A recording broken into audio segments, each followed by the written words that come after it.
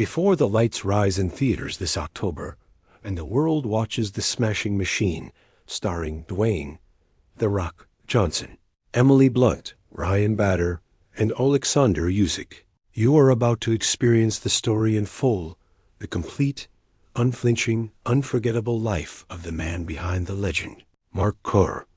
Not the film itself, but the truth that forged it. Not a preview, but a passage through time. This is a long walk through the arenas and quiet rooms where a champion was made, unmade, and made immortal in memory. This is not just a teaser, not just a trailer, not just a quick summary. What you are about to see is the entire untold saga told as a cinematic narration with the sweep of a full movie. The rise that felt inevitable, the dominance that humbled opponents and silenced doubters, the cracking point where triumph could no longer hold back the flood, the fall that revealed the cost no camera could capture, and the enduring legacy that refuses to die. The rise, the dominance, the breaking point, the fall, and the echo that keeps his name alive whenever fight history is told. Searches today are filled with curiosity and urgency. What is The Smashing Machine about? Who was Mark Kerr, really? Why did Dwayne Johnson choose this role now?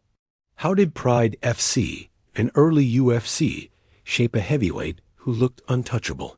What is the true story of The Smashing Machine, beyond the highlights and the headlines? This video answers them all with a full, uninterrupted storytelling experience. It is the must-watch journey before The Rock's new movie releases worldwide on October 1st, 2025, an essential companion to understand the man, the myth, and the shadow behind the myth. Mark Kerr was not just a fighter. He was a force of nature. In the wild, lawless early days of mixed martial arts, when rules were few, danger was immediate, and every bout felt like an experiment in human limits, he emerged like a storm front rolling over the sport. At Pride Fighting Championships in Japan, in the UFC cage in America, his name was spoken with awe and a hint of fear. He crushed opponents with takedowns that shook the earth, pinned them with the weight of a lifetime of wrestling, and pounded rivals into submission with hands that struck like hammers. The nickname fit because the man fit the nickname, The Smashing Machine. But legends are never simple, and the greatest ones are never painless. Behind the invincible machine stood a man carrying scars no slow-motion replay could show. There were pills taken not for celebration but for sleep, not for courage but for quiet. There was the loneliness that arrives after victory, when a crowded arena becomes a silent hotel room, and the roar of the crowd drains into the hum of an air conditioner. There was the weight of reputation, of being expected to be more than human in a sport built to break the human body. There was addiction, creeping quietly and then commanding loudly, until it ruled him more ruthlessly than any opponent across the ring. This is why his story matters, because Mark Kerr's life was never just about dominance. It was about humanity. It was about what happens when greatness becomes unbearable, when glory turns into shadow, when the strongest man in the world discovers that strength cannot save him from himself. It is a story about the cost of being extraordinary, about the invisible fights that begin when the visible ones end. And in telling it whole, without cuts, without euphemism, we discover why the world still cares. The Smashing Machine matters because the man mattered. Here, in the raw truth of his collapse, his legend finds its immortality. The Smashing Machine is unforgettable, not because he was flawless, but because he was fragile. Because he revealed the edges where confidence frays. Because he showed what it means to do battle with an enemy that doesn't tap. Because in his descent, we recognize our own. The victories that don't silence doubt, the habits that start as help and end as chains, the resilience that keeps us moving even when the ground shifts beneath our feet. This is the human core of the myth, the reason his name still moves crowds and his saga still draws cameras.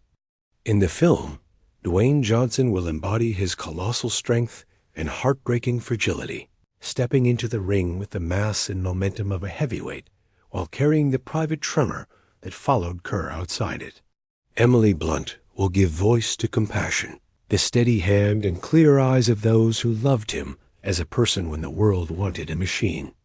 Ryan Bader will manifest rivalry and succession, the younger hunger pressing against a fading king, the next generation learning from and replacing the old. Oleksandr Usyk will stand as inevitability itself, the reminder that no fighter outlasts time, no champion defeats every tide.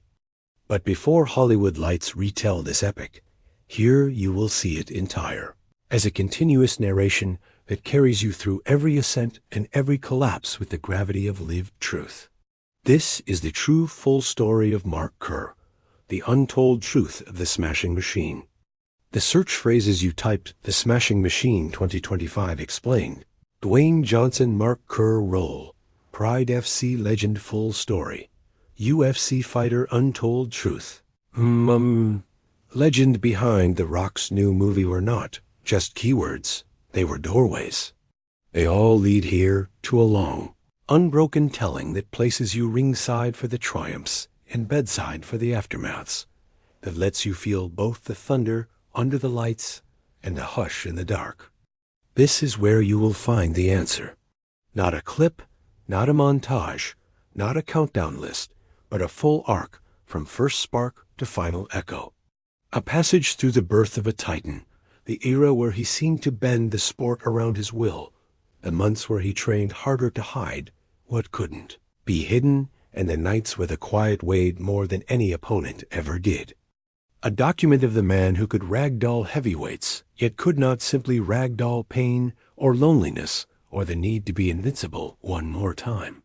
So stay, watch, witness the rise of a titan, the collapse of a machine, and the survival of a legend through memory and meaning. For 2 hours, lose yourself in the life of a man who could break bodies, but could not escape being human, because none of us can. Let the arenas return, let the crowds swell, let the cameras roll, and then roll away. What remains is the story, and what remains inside the story is the part that belongs to all of us, the will to rise again when the lights feel too heavy to face.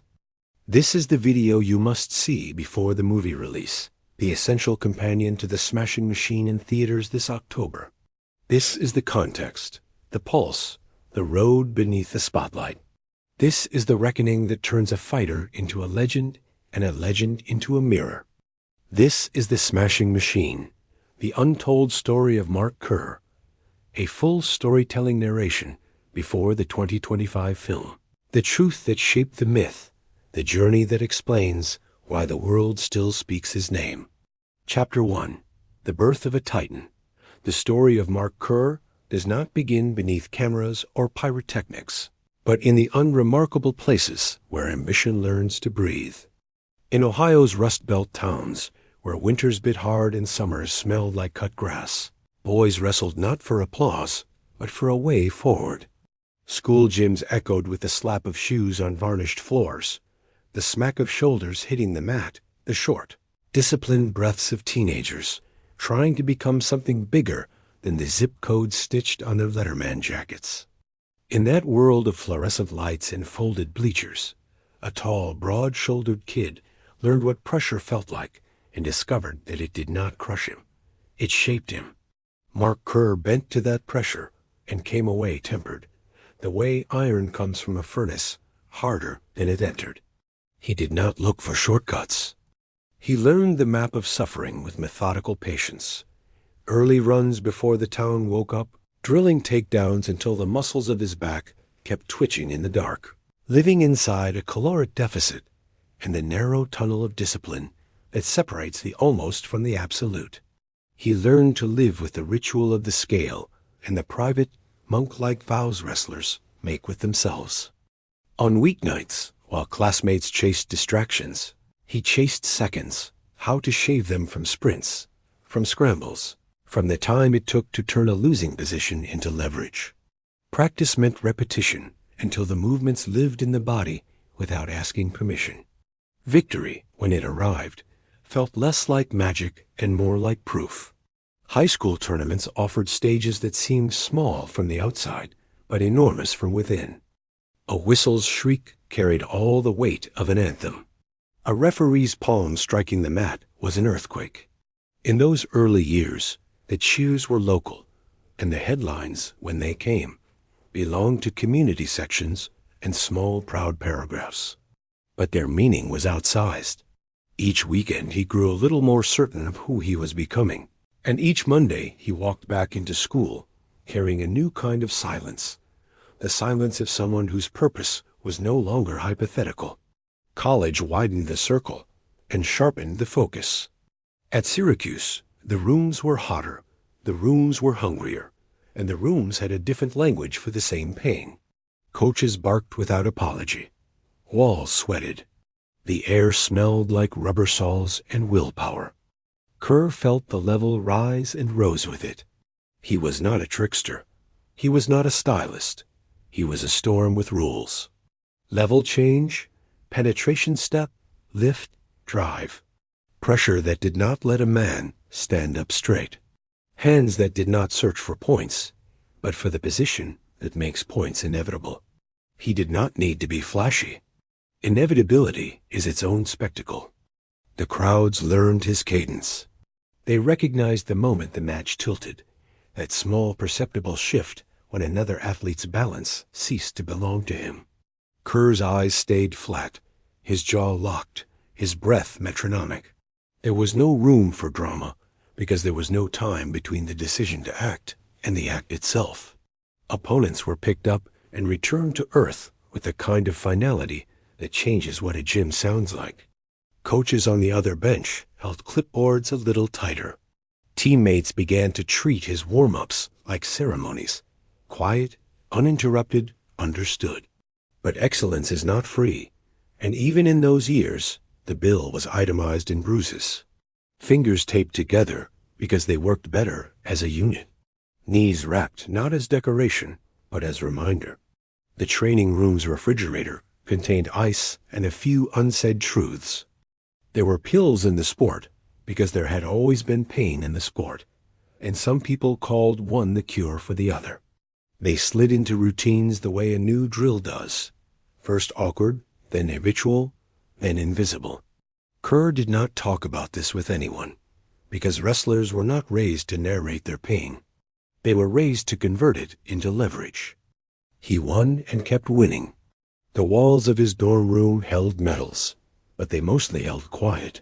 He learned to lower his head and build a life around the center of gravity that only he could feel. He learned that being hard to move is the same as being hard to break until it ascente. He learned that victory comes with a second weight, the weight of expectation, and that carrying both is a skill separate from being strong. By the time he graduated from small arenas to bigger rooms with TV lights and handshakes from people whose names he didn't yet know, he understood that the distance between a dream and a responsibility is measured in eyes. The more who watch you, the more you owe them. It feels like that, at least, when you are young and learning what success demands in return. The 1990s did not ask if he wanted change. They handed it to him. Mixed martial arts arrived like a new continent, loud and unclear and irresistible. The old arguments style versus style, discipline versus discipline, were suddenly being decided under lights, in rings and cages that promised answers and delivered spectacle. Pride in Japan built its mythologies around processions and drumbeats. The UFC in America built its reputation around audacity. Recruiters in both places watched tape of a heavyweight who could make other heavyweights move where he wanted them to move and thought, the foundation is here. Give the man a pair of gloves and different rules and see whether gravity still listens to him. He crossed over with the calm of someone who had made harder decisions alone at dawn. The first steps looked easy because the bedrock was deep. A takedown is a takedown, whether you are wearing a singlet or 4-ounce gloves. The floor still tells the truth. When he drove through a body, it felt the same to the onlookers as it had in smaller gyms, inevitable, unromantic, overwhelming. On the ground, he translated pressure into a new dialect. Fists replacing near falls, posture replacing ride time. The cage made a sound when a man bounced off it that wrestling rooms do not make, but force is force, and physics is loyal. The nickname arrived not as marketing, but as description. He did not win like other men. He erased. The smashing machine sounded like hyperbole until it didn't. Watching him became an event. The way natural events are, people gathered to see a thing happen that they could describe only afterward. Tokyo respected ritual, and his entrances grew ceremonial because AOB prefers choreography. The hush before the bell felt like a temple. The rupture when he rushed forward felt like sacrilege and something holier than that. But even meteors gather heat as they travel. The flight itself contains the friction that will later singe. Hotel rooms grow larger as a career rises, and sometimes the space inside them grows more dangerous. The applause ends early on weeknights. The air conditioner hum returns. Bodies hurt in new ways. Ribs that feel braided, a lower back that thrums, a shoulder that remembers a particular scramble like a scar remembers a knife. Trainers hand you what the last guy took, because it helped him make it through the next day's rounds. The practice ends. The ache does not. You learn to tidy the ache into silence. Friends stayed loyal, but loyalty cannot climb into your chest at 2 a.m. and rearrange what your thoughts are doing. Coaches adjusted calendars, but calendars cannot modify time's pace. Carl lived between two truths that rarely shake hands. The first is that he was built to win fights. The second is that winning fights requires a set of costs that do not accept payment plans. He kept climbing. The world called him inevitable, because the world only sees trajectories, not Talbot. The boy from Ohio hardened into a figure that filled cameras. Reporters tried metaphors and ran out. Analysts tried angles and ran out. The simplicity of what he did became the most complex thing to counter. When you cannot stop the entry, nothing else matters. When you cannot stand up again, nothing else matters. When you cannot make space under a man's hips, nothing else matters. Curtis specialized in making nothing else matter. He reduced options as a strategy, and reduction is an art form when it works at speed. There is a moment in every great ascent when the ascent itself starts to define the person more loudly than the person defines it. The smashing machine became a title that walked into rooms first. Photographers asked for poses. Promoters used words like face of the future with the same ease. Other people use hello. He learned to nod, because nodding keeps trains moving. He learned to carry another new weight. Being the promise other people make to the public about you. The strangest thing about momentum is how it erases friction in public and multiplies it in private. Pain found him. Always add. He managed it the way wrestlers managed. He minimized complaint and maximized routine. When something hurt, he tightened the knot around it and kept moving. The body accepts these arrangements for a while. Then it sends invoices. He filed them on the nightstand beside the anonymous bottle and told himself that champions are allowed to build systems that let them remain champions. He was not wrong. He was not right. He was simply doing what men in violent sports do when the calendar keeps turning and the next day is circled twice. If you had seen him then center of the ring, jaw-set eyes fixed, you would have said destiny out loud, because some posers invite that word. If you had seen him after, alone with the hum and the static of late-night channels, you would have said something different and not shared it. Both views were true. Both were incomplete. He was a hammer because he had built himself into one. He was a man because nothing any of us builds relieves us from the species we belong to. Cinema will render these years with scale, but the scale was already there. It lived in the rooms he left dripping, in the conversations he did not have, in the way the world gradually learned to pronounce his name with less introduction. It lived in the knowledge that gyms around the world showed tape of a heavyweight who wrestled like a natural law and told their heavyweights to fear gravity. It lived in the quiet fact that some victories do not end when the crowd goes home. They echoed the men who watched and understood that they would have to walk through that pressure. At some point, if they wanted to be taken seriously, he kept moving forward, because forward was the only direction he had ever taught himself to respect. Men who grow up on maths do not learn retreat as a stance. They learn angles. They learn persistence. They learn to return to center and try again. The world applauded in the shape it knows contracts. Features, posters, fixations, expectations, he accepted in the shape he knew work. And yet, in the long corridor of triumph, small doors stood ajar. Inside them, fatigue waited with a chair. Inside them, doubt waited with patient hands. Inside them, the truth that the human animal cannot multiply force indefinitely, without paying a private price waited, smiling with the old smile of things that do not rush because they always arrive. Mark Kerr walked that corridor like a professional and let the doors be. You cannot win at his level if you stop to inventory every possible future. What he had, increasingly, was evidence that he owed of himself bending other men's plans until those plans snapped. A ledger of nights when the outcome looked like foregone conclusion. A jaw that told the truth without needing to talk. What he did not have, increasingly, was insulation hours that restored him as fully as the hours spent draining him. The ability to leave the ring in the ring, relief that lasted longer than the drive back to the hotel. Yet his co-breed, as all champions eventually do, that success and depletion can sit in the same chair and pass a bottle between them without arguing. This is how a legend begins, not with fireworks, but with habits stacked until they look like destiny. This is how a man becomes a figure whose name answers questions before they are asked. The boy from Ohio took the blunt instrument of his discipline and carved a path. Nobody else could walk at his pace. The towns he left behind kept being towns.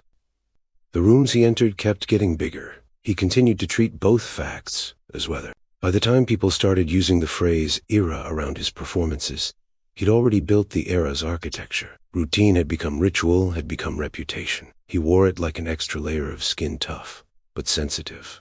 Strong, but quick to bruise if touched exactly right. The fans saw proof. The opponents felt pressure.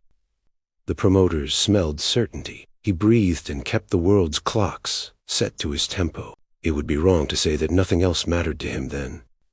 People mattered. Memory mattered. The pure, private feeling of doing something difficult correctly mattered most. But the life was narrow by necessity, and he accepted the narrowness, because wide lives have room for softness, and softness does not belong in cage doors. He rehearsed hardness daily. He found it within himself, again and again. Like a well, he did not yet consider what happens when a well learns its own depth. The origin of a myth is always ordinary when you remove the backward glow. A gym. A boy. Repetition. 1,000 private choices aligned in one direction. A town that raised a wrestler and sent him out, carrying both its pride and none of its protection. A man who discovered early that he was good at ending other men's plans, and learned to be suspicious of anything inside himself that sounded like hesitation. There was nothing simple about any of it, but the story reads simply because success does that to narrative. It trims. It cleans. It replaces a set of straining muscles with a single sentence about greatness. And yet, for those who looked closely even then, the complexity gleamed at the edges. The careful way he stood up after cooling down, the glance he gave his hands before he taped them, the long exhale he did not rush because breath is the first truth we have and the last one we learn to trust. He was assembling a life that required exact payment in small daily denominations, and he paid without flinching. The receipts went into a drawer he did not open. This is where the smashing machine was born, not as a nickname, but as a consequence. It was born in sweat that dried into salt on a collarbone. He did not notice because there were more rounds to go. It was born in the way he held another man at hips and made the future shorter for him by 10 seconds. It was born in the quiet pact he made with pain that they would acknowledge each other like colleagues and not complain. It was born in the certainty that he had found his work and that it was hard and that he liked it hard, because hardness removes excess and leaves what is necessary. Later, bigger rooms would call him inevitable and mean it. Later, losses would come and mean something else. Later still, people would talk about legacy the way people do when a life has entered the echo portion of its song. But in the beginning, there were only two things: the grind and the ground. He learned to belong to both. He learned to trust gravity and to defy it in the same motion. He learned that nothing in the world is as comforting as competence when you are alone with it. Nothing is as dangerous when you cannot turn it off. If you had asked him then to describe what he was building, he might have shrugged and walked back onto the mat. He was not building a monument. He was building a habit that looked like a monument from outside. The difference matters. Monuments are for looking at. Habits are for living. He lived his until they glowed. Every legend has a beginning. Mark Kerr's is not a prologue, but a proof. The boy who learned to turn pressure into leverage became the man who taught gravity it could be argued with. He stepped from school gyms to college arenas to the global stage by doing the same thing with increasing clarity, choosing the hardest version of the next hour and doing it again tomorrow. The lights would come. The cameras would arrive. The name would become larger than the man who carried it. But the first truth remains the final one. Greatness began where nobody was watching, in repetitions that turned flesh into memory and memory into a force the world could not ignore. Chapter 2. Rise of the Smashing Machine. The dawn of mixed martial arts was unlike any other arena combat sports. It was not polished. It was not controlled. It was raw Kyokushin experiment broadcast to the world. A question asked with fists, feet, knees, and submissions. What happens when every style collides under one roof? What happens when rules are minimal and courage is the only guarantee? In that Cha's fighters came not just to win, but to define what fighting itself could mean. And in that proving ground, one man arrived who seemed to render the entire debate irrelevant. His name was Mark Kerr, and soon he would no longer be a man at all, but a force. Soon he would be called the Smashing Machine. From the beginning, his presence was undeniable. As 6'3", built like a carved statue, with muscles stacked upon muscles and eyes burning with the singular focus of a predator, Kerr looked less like a competitor and more like inevitability given human form. His background in wrestling was not just experience, it was mastery. He had wrestled through the small gyms of Ohio, through the crucibles of collegiate tournaments, through endless drills that forged the body and crushed the weak. Wrestling had trained him to seize control, to break opponents not only in body but in will. And when he stepped into MMA, those years of discipline erupted like a weapon unsheathed. The UFC cage was his first crucible. It was no place for the faint-hearted. Blood and sweat stained the mats, and fighters with vastly different styles collided with no promises of safety. Herostratus hoped to keep distance, Groplus prayed to close it, and no one knew which discipline truly reigned supreme. Then came Kerr. In his debut fights, he brought thunder. His double-leg takedowns stagnated like avalanches, lifting men off their feet before slamming them into the ground with bone-shaking force. The cage rattled with every impact. Audiences watching from around the world gasped at the violence and precision fused in a single motion. On the ground was no less terrifying. Where others flailed for positions, Kerr imposed order. He pressed his massive frame against opponents, smothering their breath, pinning their limbs, erasing their options. His fists rained down with piston-like fury, each strike carrying the weight of years of wrestling strength now weaponized into destruction. Referees stopped his fights not because opponents tapped, but because they could not escape. For those early audiences, watching Mark Kerr fight was like watching a demonstration in inevitability. Resistance was not part of the script. And yet, the UFC was only the beginning. The world of MMA was expanding, and its most theatrical, most spectacular stage awaited across the ocean in Japan. Pride Fighting Championships was unlike anything seen before. Its arenas were cathedrals of combat, filled with tens of thousands of spectators who treated every bout as both ritual and revelation. Walkouts were pageantry, fighters introduced with booming music and lights that pierced the rafters. In Japan, fighters were not just athletes. They were living gods. Into this spectacle stepped Mark Kerr, and the Japanese crowds embraced him instantly. He was everything Pride loved. A foreign titan, massive and terrifying, whose dominance seemed supernatural. When Kerr walked to the ring, the noise did not erupt into chaos. It fell silent, heavy with reverence, as if the audience collectively held its breath to witness what was about to unfold. And when the first slam echoed across the arena, silence transformed into awe, into applause that rolled like waves across the stadium. In Pride, Kerr elevated from dominant fighter to myth. He won tournaments with savage efficiency, dismantling multiple men in a single night, showing no visible fatigue. His takedowns crashed like storms.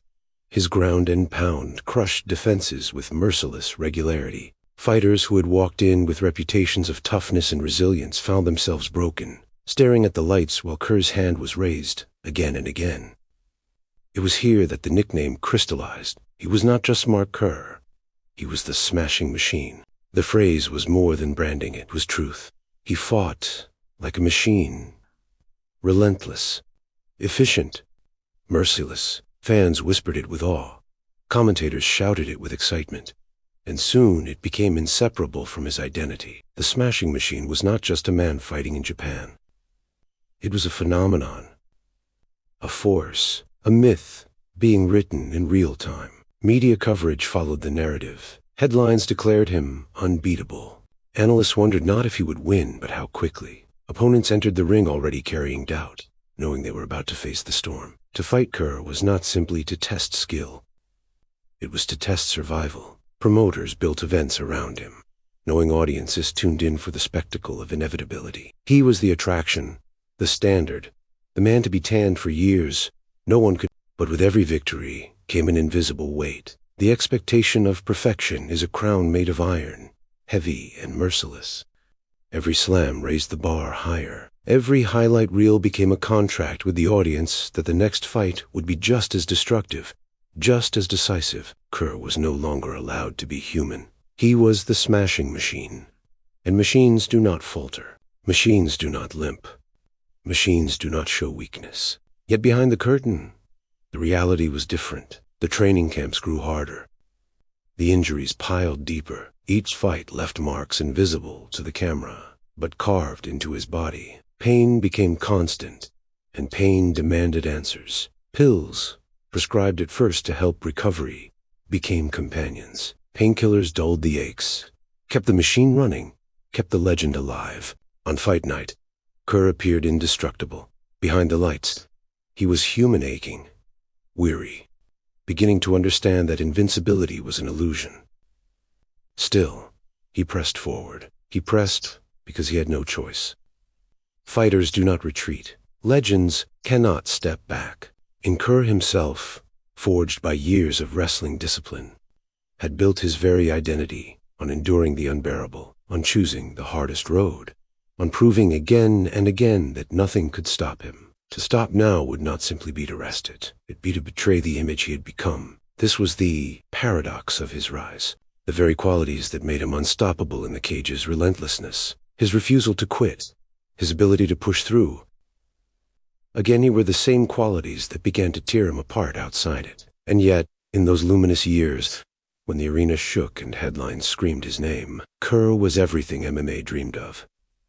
A superhero made flesh, a gladiator who walked among mortals, a titan who defined an era. Chapter 2, then, is not merely the tale of victories, it is the tale of transformation. Mark Kerr was not just a fighter winning. Bouts he was rewriting what dominance meant in this new, savage sport. He proved that wrestling, combined with raw power and will, could rule cages and rings alike. He proved that a man could transcend his name, could become a symbol, could embody inevitability. The shadows gathered in silence, and they were already gathering around him. The world saw the smashing machine as indestructible, but the man inside knew otherwise. For all his triumphs, he was still flesh and bone, still human, still vulnerable. And the higher he climbed, the heavier the burden became. This was the rise, breathtaking, brutal, unforgettable. The rise of the smashing machine, unstoppable and glorious, carrying within it the seeds of the storm yet to come. Chapter 3. The Shadow of Demons. The lights always fade eventually, for every arena bathed in thunderous applause, for every triumphant walk to the ring with music shaking the rafters. There is the moment when the noise dies, when the crowd files out, when the warrior is left alone in silence. And it was in these silences that the real battle of Mark Kerr began. Not the battle against opponents who could be taken down, not the clash of muscles and bones in the cage, but the battle against shadows that followed him home. Shadows that whispered in the quiet, shadows that could not be suplexed, slammed, or smashed away. The smashing machine had risen to myth, but inside, Mark Kerr was unraveling. The invisible pain. Behind the invincibility lay wounds, invisible to cameras. The brutal training sessions, the endless cycles of cutting weight, the grueling tournaments fought on consecutive nights' tees, took a toll on his body that no highlight reel showed. His joints screamed in protest. His back ached like a collapsing pillar. Every slam he delivered to opponents reverberated back into his own bones. Pain became a constant companion, so familiar that it felt like part of his identity. But pain demands an answer, and Kerr found his answer in pills. At first, it was practical. Doctors prescribed painkillers to help him recover between training sessions, to manage injuries that would have sidelined lesser athletes. They dulled the sharp edges of agony and allowed him to train harder, fight sooner, push further. But, over time, the line blurred. What had been medicine became necessity. What had been a way to manage became a way to survive. Painkillers turned from tools into chains, and slowly, almost imperceptibly at first, Mark Kerr, the smashing machine, began to be controlled by something he could not control. Loneliness in the spotlight. The paradox of fame is that the brighter the spotlight, the deeper the shadows it casts. To the world, Kerr was invincible. To fans, he was a machine. To commentators, he was the inevitable force redefining MMA. But behind that image, he was often alone. After the roars of Pride's colossal arenas, after the flashes of cameras and the chants of fans, came the quiet nights in anonymous hotel rooms, alone with ice packs, alone with throbbing pain, alone with the ghosts of fights replaying in his head. The world celebrated his victories. But when the curtain dropped, there was no crowd to hold back the silence. Loneliness crept in, and loneliness is fertile ground for demons. He longed for human connection, for someone to see him not as the smashing machine, but as Mark Kerr, the man, but to admit that need felt like weakness, and weakness was something the machine was not allowed to show, so he concealed it. He smiled when the cameras flashed. He played the role the world demanded. And then, in solitude, he reached for the small bottles that promised quiet addiction, the silent opponent. Addiction does not announce itself with a roar. It does not arrive like an opponent striding across the ring. It arrives quietly, disguised as relief, disguised as help. It whispers, "Take one more. You need this. You deserve this." At first, Kerr told himself he was in control, but he told himself he was managing the pain, that the pills were temporary, that he could stop when he wanted. But addiction is cunning. It rewires the brain, rewrites the rules, shifts the battlefield until the fight is no longer fair. Soon, the smashing machine who crushed heavy weights with ease found himself grappling with something he could not pin. Withdrawal shook his body. Anxiety clawed at his mind. The same discipline that once allowed him to cut weight and endure endless drills faltered against the chemical pull of dependence. He began living a double life. In the ring, he was unstoppable. Outside it, he was unraveling. Friends and loved ones noticed changes, the exhaustion in his eyes, the mood swings, the way he seemed distracted even in victory. But the machine image had to be preserved. And so he lied, he hid, he carried on. Cracks in the image. Every machine, no matter how powerful, eventually shows signs of wear. For Kerr, the cracks began to show.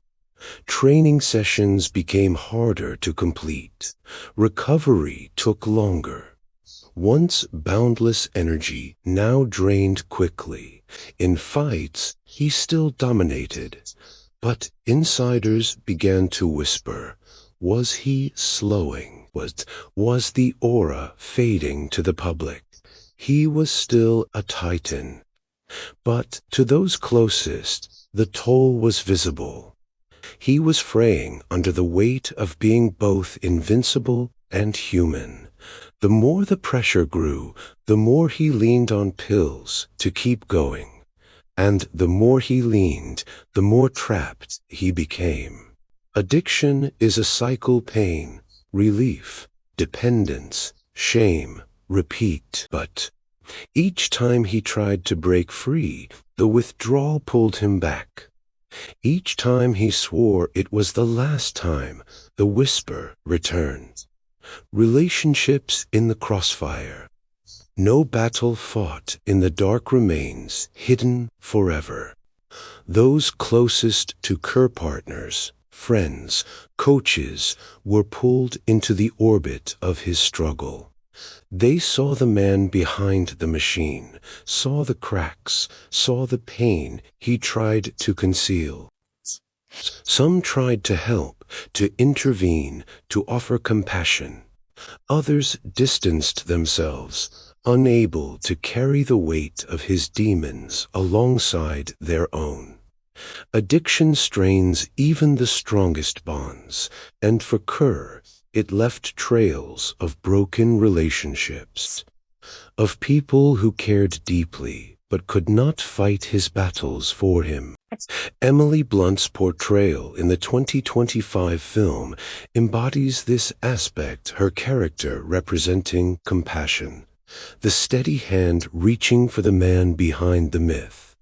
Through her, audiences will see what fans of that era rarely glimpsed: the vulnerability of a giant, the quiet desperation behind the thunderous victories.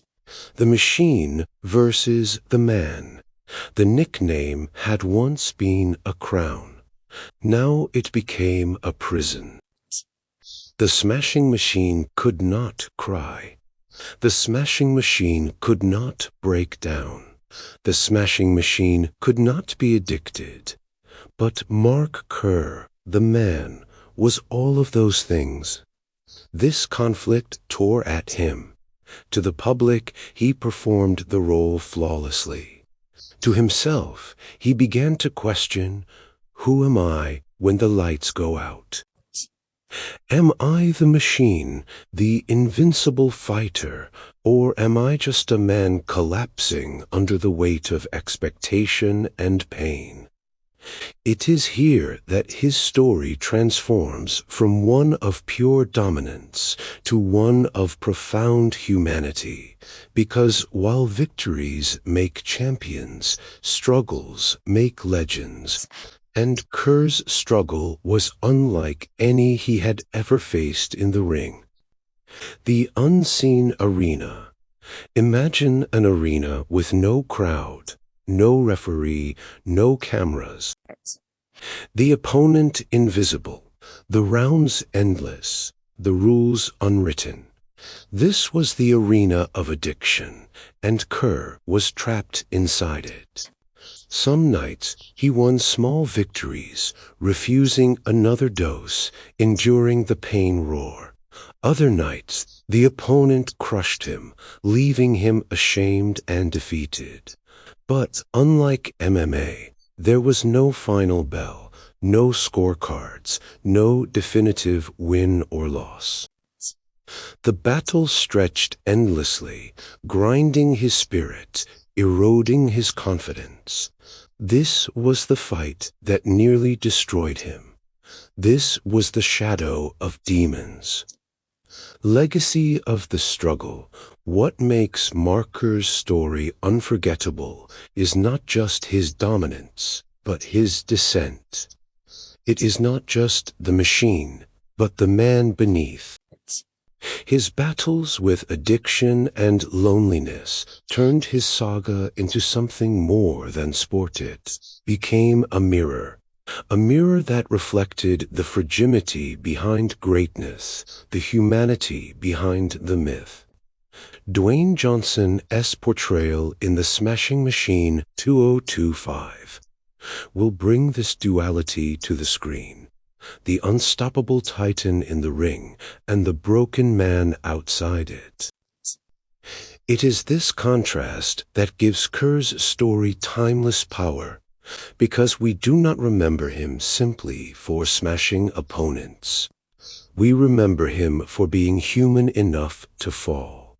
Thus, Chapter 3 is not about victories or titles. It is about shadows. It is about the demons that followed Mark Kerr into silence, the pills that became shackles, the loneliness that echoed louder than any crowd.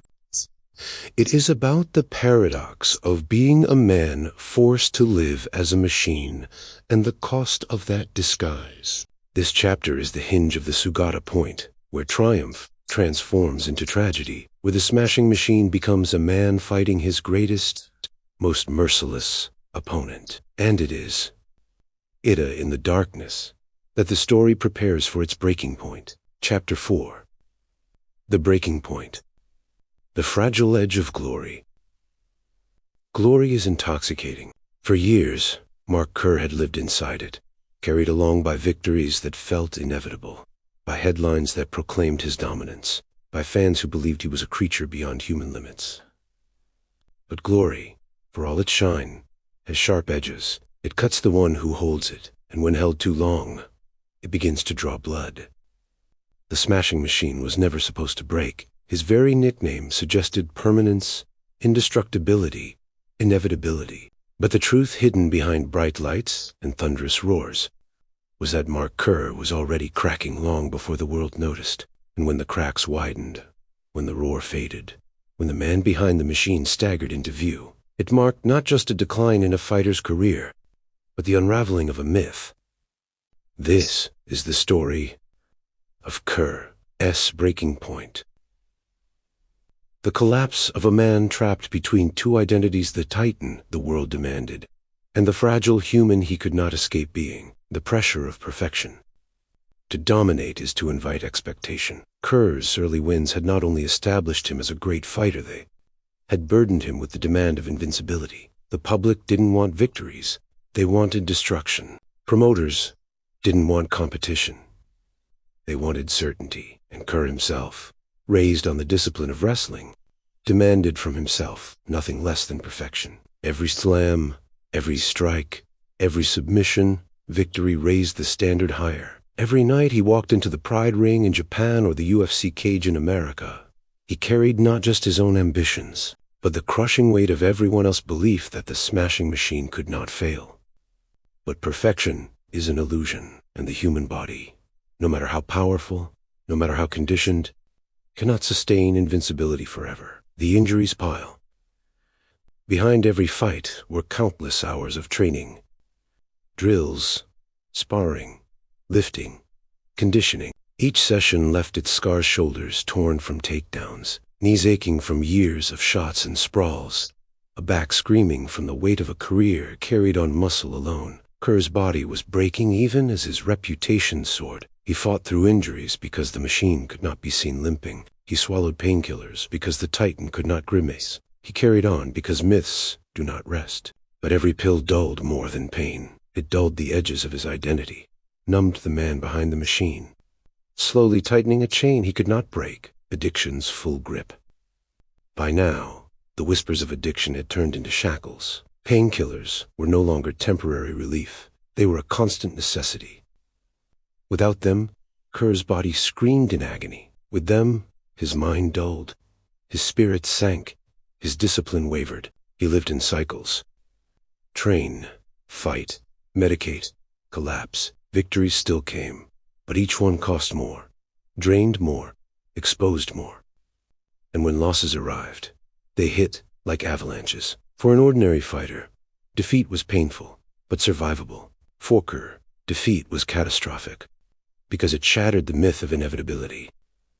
The smashing machine was supposed to be indestructible, Now the world was seeing a man held together by pills and willpower, losses and public decline.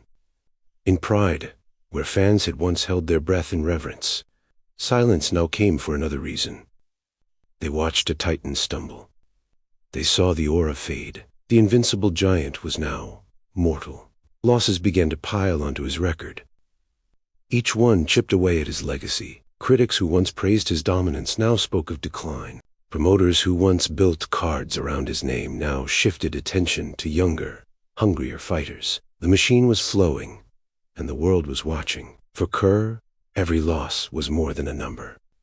It was humiliation. It was proof that the myth had ended, and humiliation, coupled with addiction, drove him deeper into despair. The documentary mirror. The cruelest twist was that his unraveling was not hidden. In 2002, the documentary The Smashing Machine captured Kerr's life with brutal honesty, his fights, his relationships, his battles with drugs. It showed the world the man behind the myth. Not in triumph, but in pain. Viewers saw him inject painkillers, collapse in exhaustion, argue with loved ones. The giant was revealed to be fragile, broken, human. It should have been salvation, a chance for compassion, for understanding. But for many, it became spectacle. Fans consumed his collapse the same way they had once consumed his victories. The Smashing Machine was still entertainment, only now in tragedy instead of triumph. The machine versus the man. The nickname had once empowered him. Now it haunted him. Every time he heard it, he felt the weight of expectation. Machines don't cry. Machines don't bleed. Machines don't need help. But Mark Kerr did. This conflict tore at his identity. Was he the machine the world wanted, or the man who was collapsing inside? Could he admit weakness? Could he ask for help? To do so felt like betraying the myth. To stay silent meant drowning. And so he lived suspended between two selves, public titan, private wreck, relationships shattered. Addiction is never solitary. It reaches into every relationship, pulling others into its gravity. For Kerr, partners, friends, coaches were affected. Some tried to save him, offering compassion, offering escape. Others left, unwilling to be consumed by his spiral. His romantic life suffered deeply. Trust was eroded. Fights erupted. Love was strained under the weight of his dependence. Emily Blunt is a role in 2025 film embodies this dimension, a compassionate figure who sees the man behind the machine, who reaches out, even as the machine resists. But compassion could not cure him. Only he could fight that battle. And at this stage, addiction was winning, symbolism of rivals. As Kerr declined, new rivals rose. Fighters like Ryan Bader, representing the younger generation, became symbolic of the hunger nipping at his heels. They were not yet legends, but they were eager, disciplined, and free of the burdens Kerr carried. Every time a younger fighter succeeded, it reminded Kerr of time's inevitability. Alexander Usyk's symbolic portrayal in the film captures this perfectly, the embodiment of inevitability itself. Not a rival of flesh and blood, but of fate and time. No one defeats time, and time had finally come for the Smashing Machine. The emotional resonance. This breaking point resonates beyond MMA because it mirrors universal struggles. Kerr's collapse was not only about fighting. It was about being trapped by expectations, about drowning in addiction, about feeling alone in a crowded world. Fans relate because everyone knows what it means to face battles unseen by others.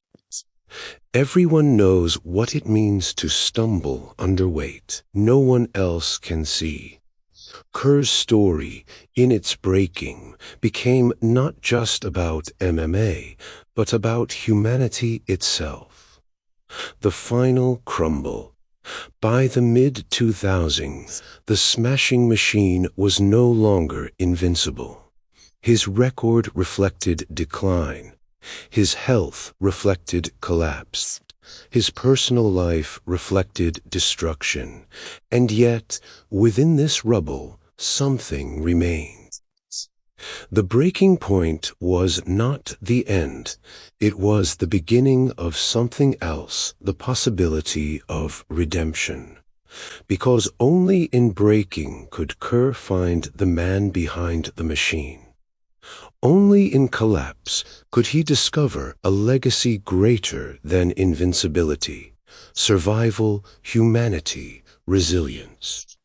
Thus, Chapter 4 is the hinge of the saga. It is the collapse, the breaking, the destruction of a myth. It is the machine grinding to a halt, the man revealed, the addiction exposed. It is tragedy, but within it lies the seed of redemption. Because legends are not remembered for never falling. Legends are remembered for what they reveal in the fall and how they rise again. Chapter 5. The legend lives on. A titan broken, a man reborn. Legends are not defined by victories alone. Victories dazzle, but they fade. Titles gather dust. Records are eclipsed. Highlight reels eventually turn to history. What endures is the story, a story of struggle, collapse, and redemption. And so it was with Mark Kerr. By the mid-2000s, the Smashing Machine themed finished. The man once hailed as invincible had been beaten in cages and in life. His name, once synonymous with inevitability, now lingered in whispers of decline, addiction, and wasted potential. Too many, the story should have ended there with a cautionary tale, with a broken man fading from relevance. But that is not how Mark Kerr's story ends, because out of collapse can come clarity. Out of ruin can come resilience. And sometimes the greatest legacy a fighter leaves is not the memory of how he dominated, but the reminder that even in defeat, the human spirit can endure. Facing the mirror, the breaking point had left Kerr with no illusions. He was no longer the invincible titan. He was not the machine fans worshipped in Pride's golden years. He was a man, exposed, vulnerable, fighting demons that fists could not touch. And yet, in that mirror of collapse, he began to see something deeper. If he could not be invincible, perhaps he could be authentic. If he could not crush every rival, perhaps he could confront the rival within. If he could not be flawless, perhaps he could be human. That recognition marked the beginning of redemption, the road of recovery. Recovery is not cinematic. It is not made of highlight reels or roaring crowds.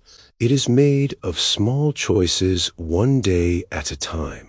One battle at a time. It is mundane, painful, humbling. For Kerr, recovery meant confronting addiction head-on. It meant admitting what the machine had long denied, that he was vulnerable, that he needed help. It meant entering treatment, facing withdrawals, enduring the shakes, the sweats, the sleepless nights. It meant relearning discipline, not as punishment, but as healing. He fell, stumbled, relapsed. Recovery is rarely linear, but each time he stood again. Each time he chose to continue. And slowly the flames loosened. Slowly the fog lifted. Slowly, the man beneath the machine began to breathe again. Life after fighting, the cage no longer defined him. He was no longer the headliner of sold-out arenas. No longer the face of Pride's promotional posters. no longer the invincible Titan. And yet, outside the cage, Kerr discovered a new identity: teacher, mentor, survivor. He began sharing his story, not just the victories, but the defeats. Not just the triumphs, but the addiction. His honesty reached people in ways his victories never had. Fans who once admired his power now respected his vulnerability. Fighters who once feared him now learned from his experience. Strangers struggling with their own demons found hope in his survival. The Smashing Machine was no longer a machine. He was a man who endured. That endurance became his legacy. The power of memory. In combat sports, names rise and fall quickly. New champions emerge. New legends are written.